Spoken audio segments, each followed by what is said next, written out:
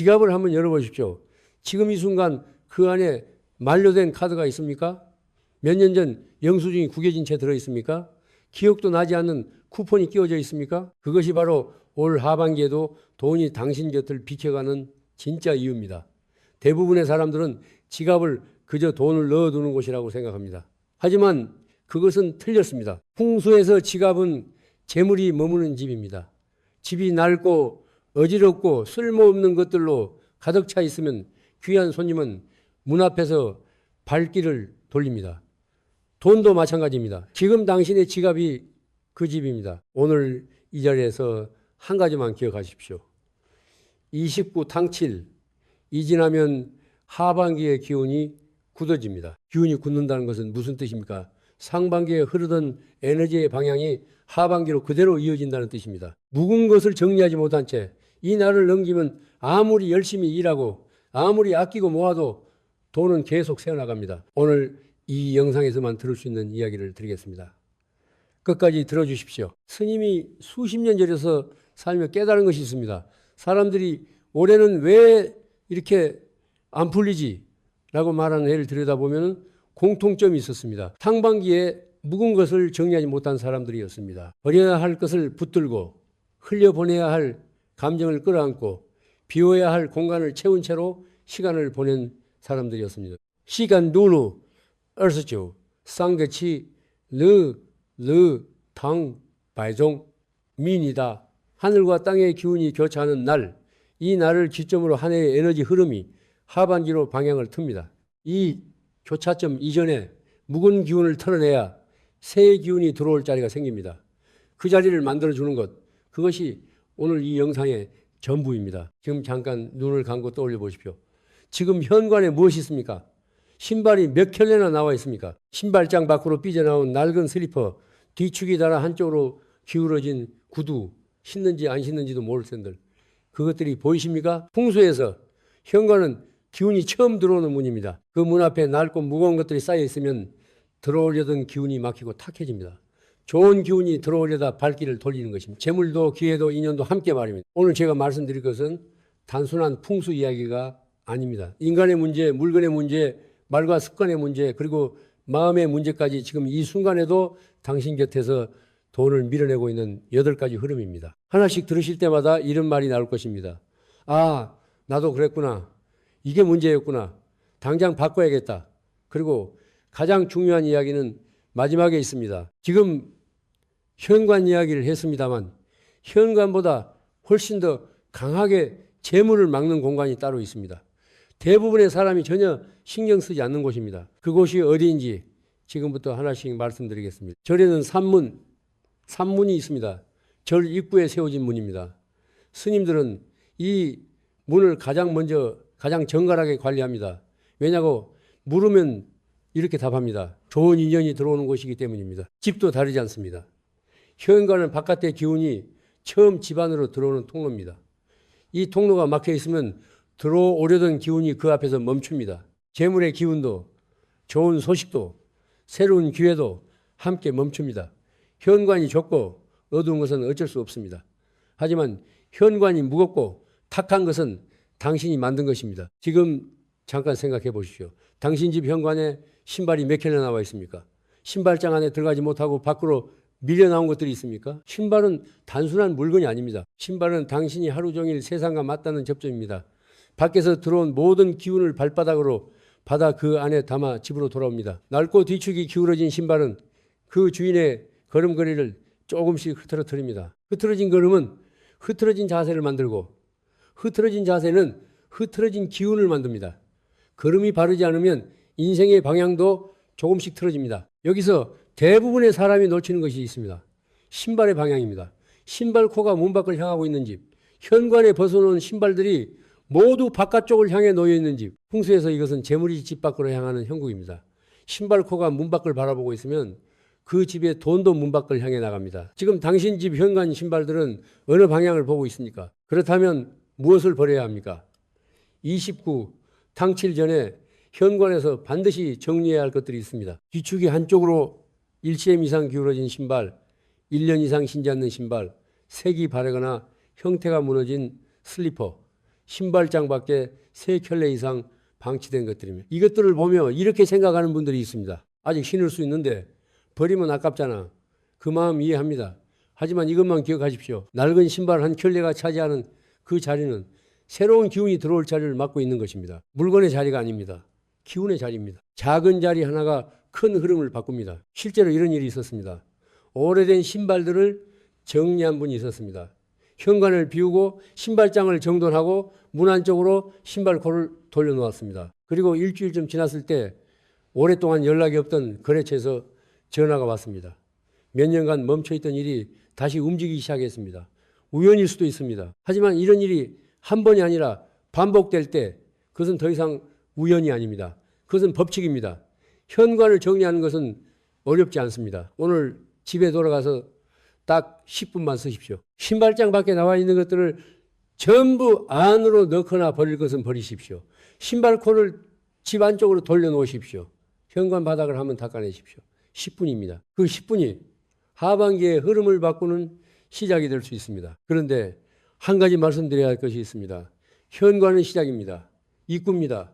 하지만 재물이 가장 빠르게 새어나가는 곳은 현관이 아닙니다. 많은 분들이 이 공간에 오히려 애착을 가집니다. 정리하라고 하면 이건 아직 쓸 수 있으라면 절대 버리지 않으려 합니다. 그 공간이 어디인지 들으시면 아마 깜짝 놀라실 것입니다. 지금부터 말씀드리겠습니다. 화장실 이야기를 하겠습니다. 이 말을 들으면은 많은 분들이 이렇게 생각합니다. 화장실이 돈이랑 무슨 상관이야? 그 마음 압니다. 처음엔 누구나 그렇게 생각합니다. 하지만 끝까지 들어보십시오. 풍수에서 화장실은 집안의 기운이 가장 빠르게 빠져나가는 통로입니다. 이유가 있습니다. 물이 내려가는 곳이기 때문입니다. 물은 재물을 상징합니다. 예로부터 물이 모이는 곳에 재물이 모인다고 했습니다. 강가에 도시가 생기고 물길이 닿는 곳에 시장이 열렸습니다. 물이 흐르는 방향이 곧 재물이 흐르는 방향입니다. 그렇다면 집안에서 물이 가장 많이 흐르고 가장 많이 빠져나가는 곳은 어디입니까? 화장실입니다. 지금 욕실 선반을 떠올려 보십시오. 거의 다 쓴 샴푸통이 있습니까? 바닥에 눌러붙은 비누 조각이 있습니까? 언제 샀는지 기억도 나지 않는 트리트먼트 병과 묻어둔 면도 크림, 반쯤 남은 바디워시들, 이것들이 왜 거기 있습니까? 아직 조금 남았으니까, 언젠가 다 쓰겠지, 버리면 아까우니까 라고 생각하기 때문입니다. 하지만 실제로는 손이 가지 않습니다. 새 것을 쓰면서도 낡은 것을 옆에 두고 있습니다. 쓸모를 다했지만 놓여있는 것들, 역할이 끝났지만 자리를 차지하고 있는 것들, 이것이 바로 화장실에 쌓이는 죽은 에너지입니다. 죽은 에너지는 흐름을 막습니다. 흐름이 막힌 화장실에서는 재물의 기운도 고이지 못하고 그냥 흘러내립니다. 여기서 잠깐, 진짜 문제는 물건이 아닐 수도 있습니다. 지금 집에서 화장실 문을 어떻게 두고 있습니까? 항상 열려 있습니까? 풍수에서 화장실 문을 열어두는 것은 재물이 새는 구멍을 열어두는 것과 같습니다. 기운이 빠져나가는 통로를 하루 종일 열어놓는 것입니다. 변기 뚜껑은 어떻습니까? 올려져 있습니까? 사용하지 않을 때 변기 뚜껑이 열려 있으면 그 안에서 기운이 계속 빠져나갑니다. 작은 것처럼 보이지만 이 습관 하나가 오랫동안 반복되면 그 집의 재물 에너지가 서서히 소진됩니다. 이것은 미신이 아닙니다. 사람의 심리와도 연결됩니다. 화장실이 항상 보이는 집은 무의식 중에 낭비와 소모의 이미지를 지속적으로 자극합니다. 닫힌 문 하나가 그 에너지를 차단합니다. 오늘부터 화장실 문은 닫아두십시오. 변기 뚜껑도 내려두십시오. 지금 당장 할 수 있는 일입니다. 그런데 화장실에서 가장 간과되는 것이 따로 있습니다. 배수구입니다. 머리카락이 엉켜있고 때가 끼어있어 물이 느리게 빠지는 배수구. 이것을 그냥 두는 분들이 많습니다.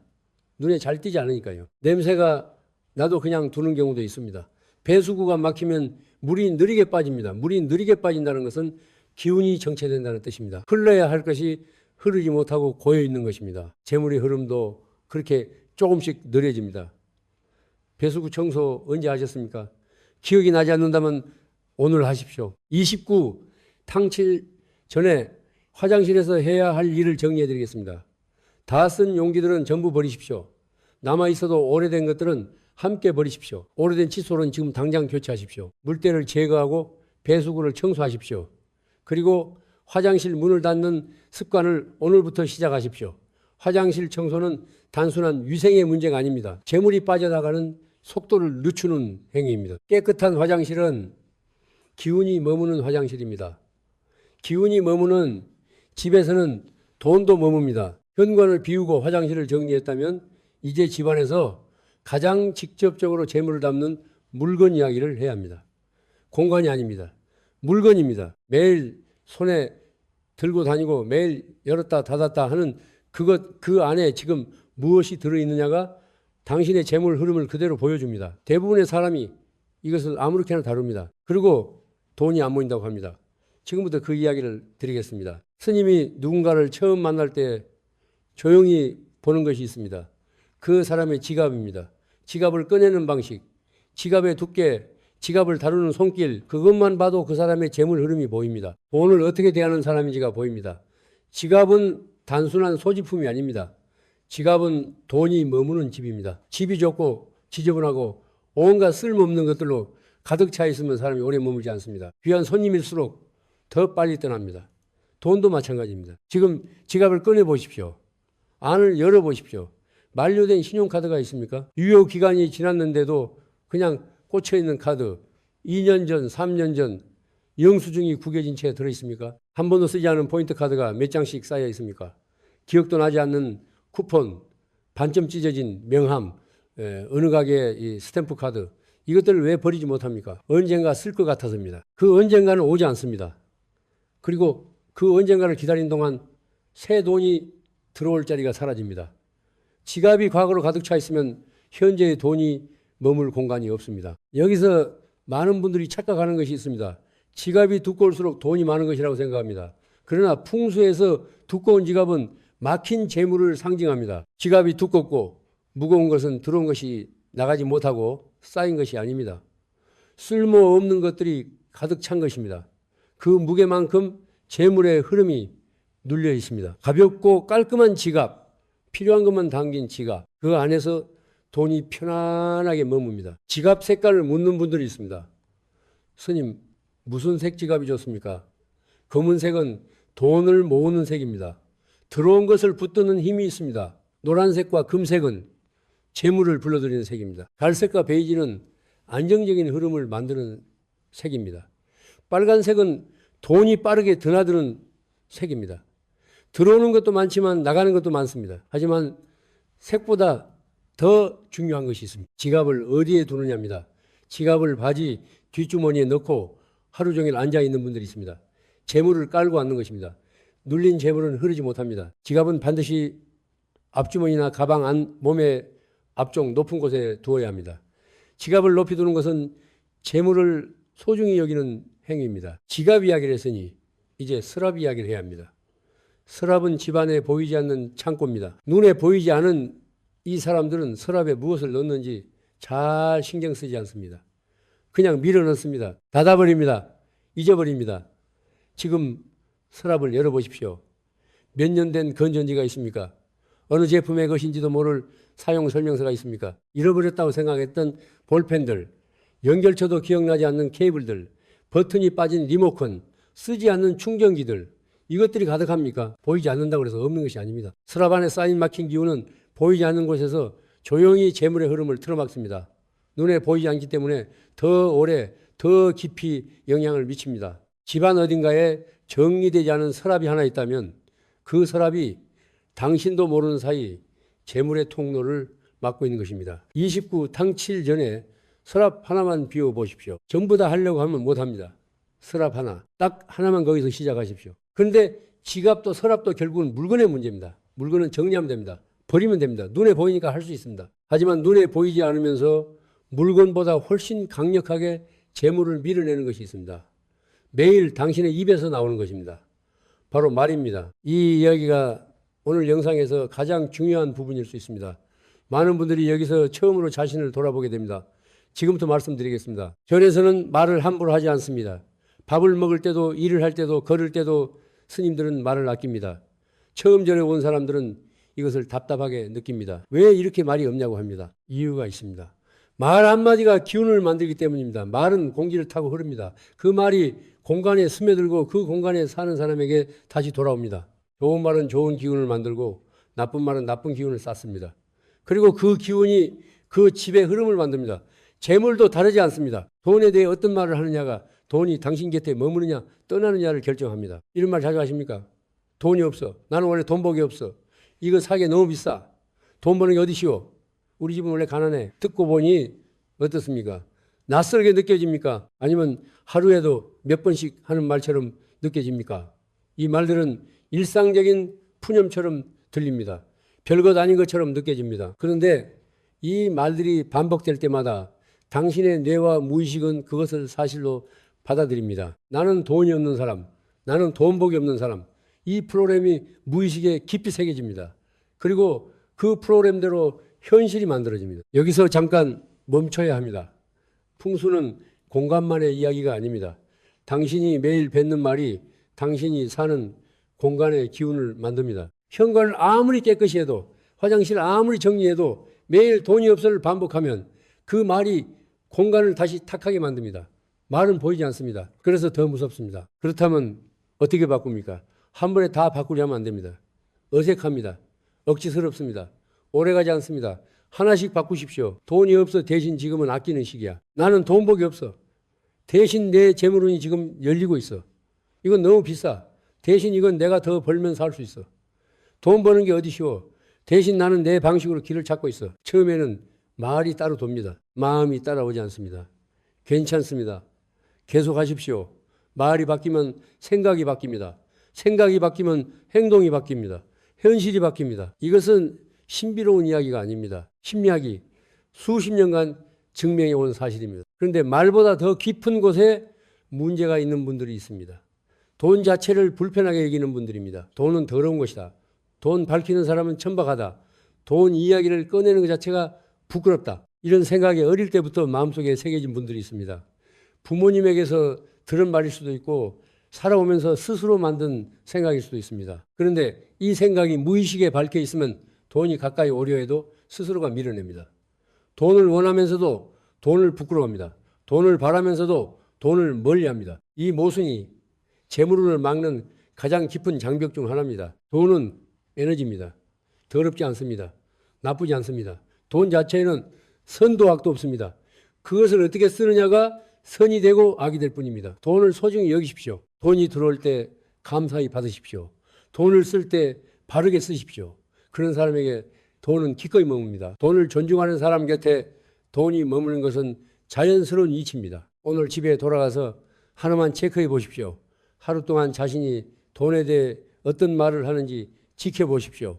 의식하지 않고 나오는 말들을 들어보십시오. 그 말들이 재물을 부르는 말입니까? 밀어내는 말입니까? 그것을 아는 것만으로도 오늘 이 영상을 본 값어치가 있습니다. 말과 생각의 이야기를 했습니다. 이제 많은 분들이 미처 연결짓지 못하는 것을 말씀드릴 차례입니다. 바로 먹는 것입니다. 밥상과 냉장고가 재물과 어떻게 연결되는지, 집안에서 매일 열었다 닫는 그 냉장고 안에 무엇이 들어있느냐가 그 집의 기운을 어떻게 만드는지 들으시면 고개가 끄덕여질 것입니다. 지금부터 말씀을 드리겠습니다. 어른들이 이런 말씀을 하셨습니다. 식복이 있어야 돈복도 있다. 처음 들으면 그냥 하는 말처럼 들립니다. 밥 잘 먹으면 운이 좋아진다는 것이 무슨 뜻이냐고 생각할 수 있습니다. 하지만 그 안에 깊은 이치가 있습니다. 먹는 것이 풍족한 집은 에너지가 다릅니다. 냉장고가 신선한 것들로 채워져 있고 밥상이 정갈하게 차려지는 집, 그 집에 사는 사람들은 몸이 충전됩니다. 몸이 충전된 사람은 일을 할 힘이 있습니다. 일을 할 힘이 있는 사람에게 기회가 옵니다. 기회가 오는 사람에게 돈이 따릅니다. 식복과 재물복은 같은 뿌리에서 나옵니다. 끊어진 것이 아닙니다. 지금 냉장고를 떠올려 보십시오. 언제 샀는지 기억나지 않는 반찬통이 있습니까? 유통기한이 지난 것을 알면서도 그냥 두고 있는 것이 있습니까? 한쪽 구석에 밀려나 곰팡이가 피기 시작한 것이 있습니까? 솔직하게 떠올려 보십시오. 냉장고 안에 죽은 음식이 가득한 집은 생명력이 막힌 집입니다. 살아있어야 할 공간에 죽은 것들이 자리를 차지하고 있습니다. 새로운 것이 들어올 자리가 없습니다. 냉장고는 집안에 살아있는 에너지 저장소입니다. 그게 무엇을 담느냐가 그 집의 기운을 만듭니다. 여기서 한 가지 짚고 넘어가야 합니다. 냉장고를 비우는 것이 목적이 아닙니다. 죽은 것을 내보내고 살아있는 것으로 채우는 것이 목적입니다. 오래되고 상한 것을 버리고 신선한 것을 드리는 것.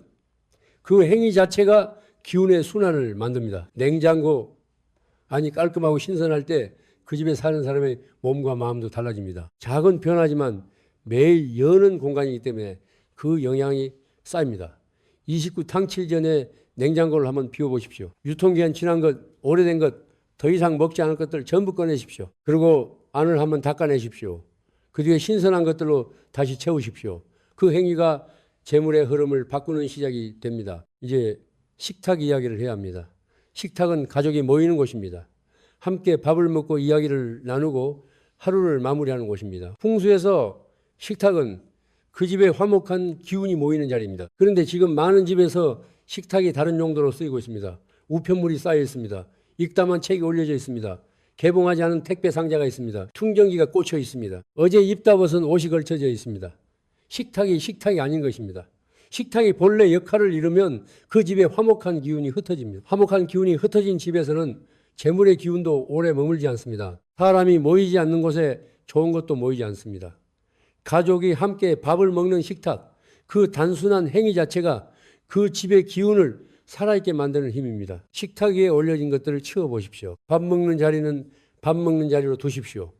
그것만으로도 집안의 기운이 달라지는 것을 느끼실 수 있습니다. 그런데 공간보다 더 중요한 것이 있습니다. 음식을 먹을 때의 마음입니다.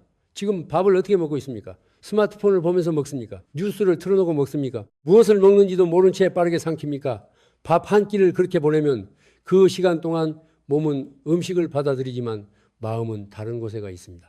감사가 없습니다. 소중함이 없습니다. 밥 한 끼에 감사하는 사람은 아주 작은 것에 감사하는 사람입니다. 작은 것에 감사하는 사람에게 큰 것이 옵니다. 감사는 재물을 부르는 가장 조용하고 가장 강력한 기운입니다. 오늘 저녁 밥을 먹을 때 딱 한 가지만 해보십시오. 스마트폰을 내려놓으십시오. 그것만 해도 됩니다. 밥을 먹으면서 밥에 집중하십시오. 무엇을 먹는지 느끼십시오. 이 음식이 내 앞에 오기까지 얼마나 많은 손길을 거쳤는지 잠깐이라도 생각해 보십시오. 그 마음 하나가 당신의 하루 기운을 바꿉니다. 공간을 이야기했습니다. 물건을 이야기했습니다. 말을 이야기했습니다. 먹는 것을 이야기했습니다. 이제 하루 중 가장 많은 시간을 보내는 공간으로 들어가야 합니다. 잠을 자는 곳입니다. 바로 침실입니다. 많은 분들이 침실은 그냥 자는 곳이라고 생각합니다. 하지만 침실해야말로 당신의 기운이 가장 깊이 영향을 받는 공간입니다. 그리고 그 침실 안에 지금도 조용히 재물을 갉아먹고 있는 것들이 있습니다. 그것이 무엇인지 지금부터 말씀드리겠습니다. 사람은 하루에 3분의 1을 침실에서 보냅니다. 잠을 자는 동안 몸은 쉬지만 기운은 움직입니다. 하루 동안 소모된 에너지가 회복되고 내일을 위한 힘이 채워지는 시간입니다. 침실은 단순히 눕는 공간이 아닙니다. 기운을 충전하는 공간입니다. 그런데 침실의 기운이 나쁘면 어떻게 됩니까? 자도 피곤합니다. 아침에 일어나도 개운하지 않습니다. 몸은 누워 있었지만 기운은 회복되지 않은 것입니다. 이런 말씀을 들으면 많은 분들이 고개를 끄덕입니다. 맞아요. 저 정말 그래요. 그렇다면 침실을 한번 들여다볼 필요가 있습니다. 지금 침대 밑에 무엇이 있습니까? 캐리어가 밀어넣어 있습니까? 계절이 지난 이불이 쌓여 있습니까? 오래된 박스가 먼지를 뒤집어 쓴 채 있습니까? 언제 입을지 모를 옷들이 빼곡히 들어차 있습니까? 침대 밑은 기운이 흐르는 통로입니다. 자는 동안 기운은 몸 주위를 순환합니다. 그런데 침대 밑이 막혀 있으면 그 순환이 끊깁니다.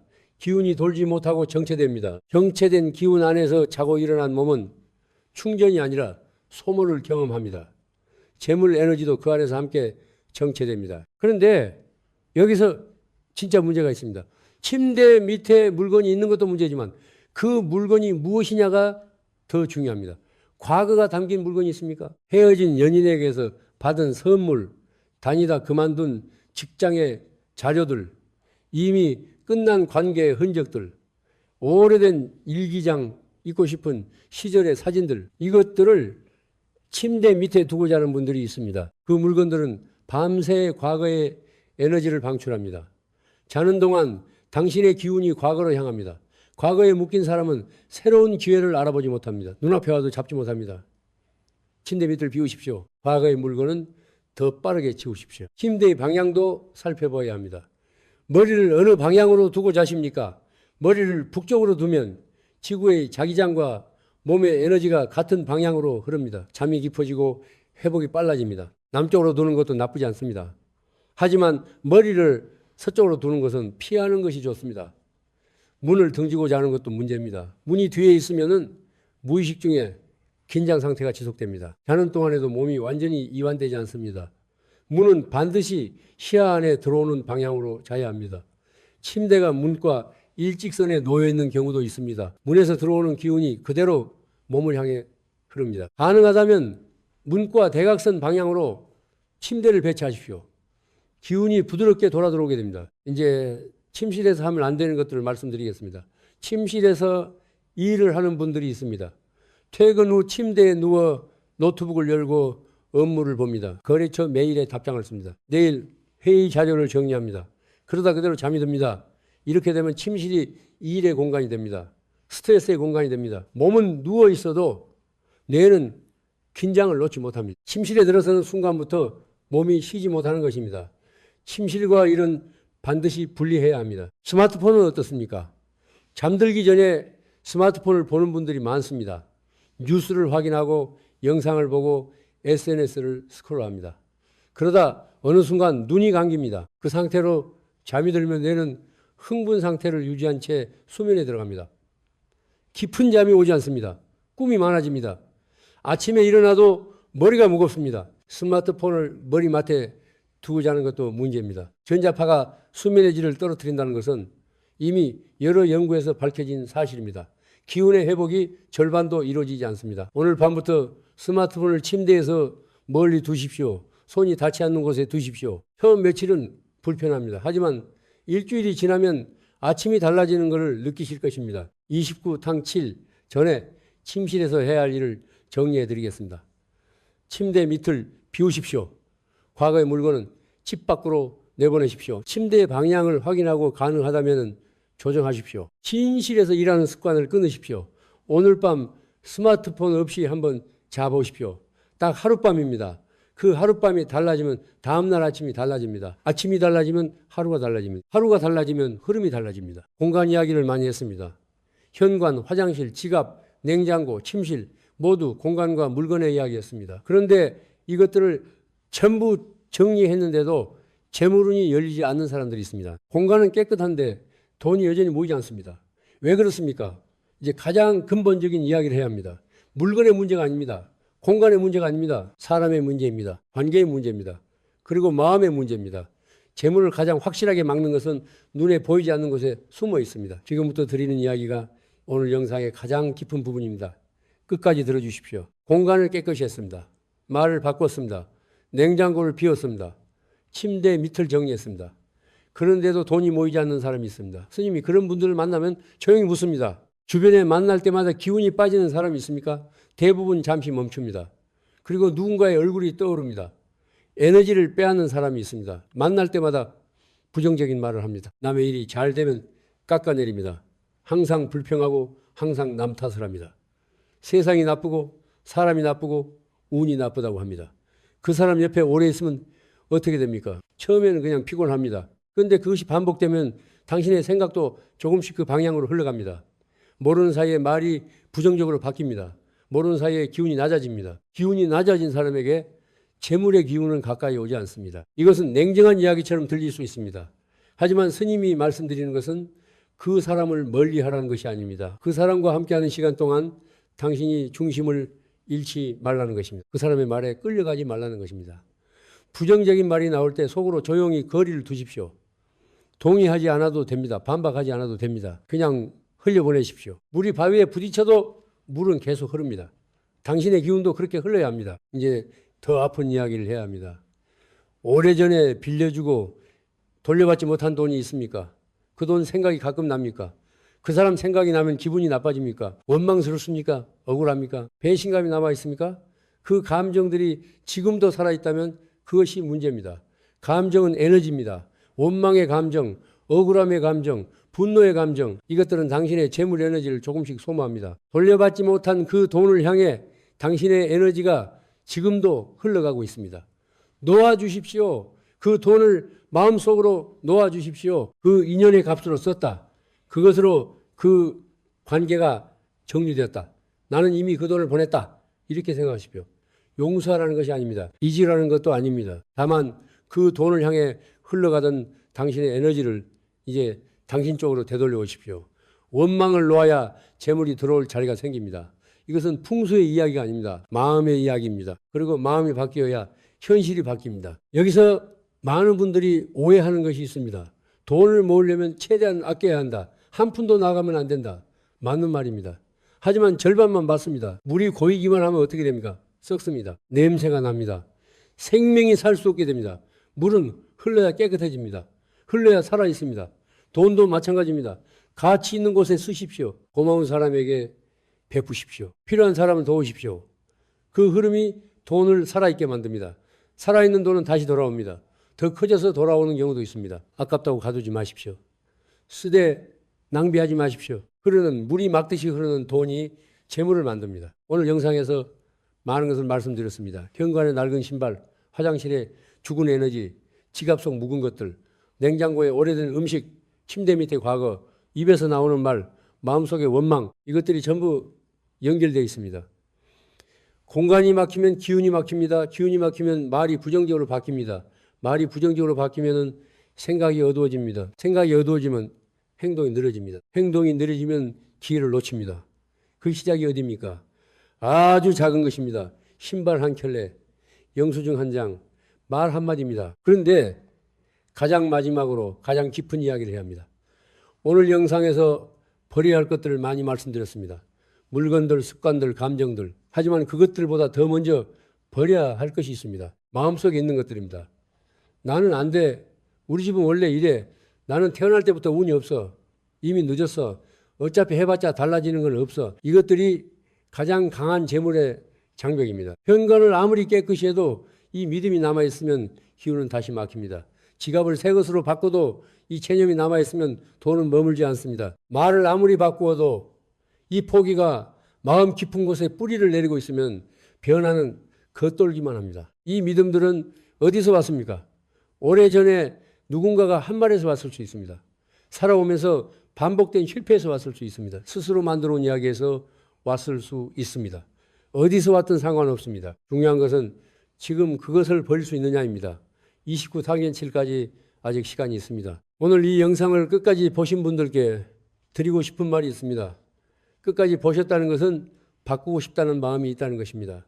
그 마음이 이미 시작입니다. 알게 됐기 때문입니다. 알면서 그냥 있는 것과 알고 움직이는 것은 하늘과 땅 차이입니다. 오늘 당장 하나만 하십시오. 딱 하나입니다. 지갑을 꺼내십시오. 안을 열어보십시오. 필요 없는 것 하나를 꺼내버리십시오. 만료된 카드, 오래된 영수증, 기억도 나지 않는 쿠폰, 그것 하나를 버리는 것입니다. 그 작은 행위가 시작입니다. 시작이 흐름을 만들고, 흐름이 습관을 만들고, 습관이 운을 만듭니다. 운은 하늘에서 뚝 떨어지는 것이 아닙니다. 오늘의 작은 행위들이 쌓여 만들어지는 것입니다. 하반기가 달라질 것입니다. 공간이 달라지면 기운이 달라집니다. 기운이 달라지면 말이 달라집니다. 말이 달라지면 생각이 달라집니다. 생각이 달라지면 행동이 달라집니다. 행동이 달라지면 현실이 달라집니다. 그 첫 번째 걸음을 오늘 내딛으십시오. 스님이 진심으로 그것을 바랍니다. 오늘 영상이 도움이 되셨다면 주변에 한 분에게만 전해주십시오. 같이 버리고, 같이 비우고, 같이 새로운 흐름을 만드는 것. 그것이 가장 좋은 재물운의 시작입니다.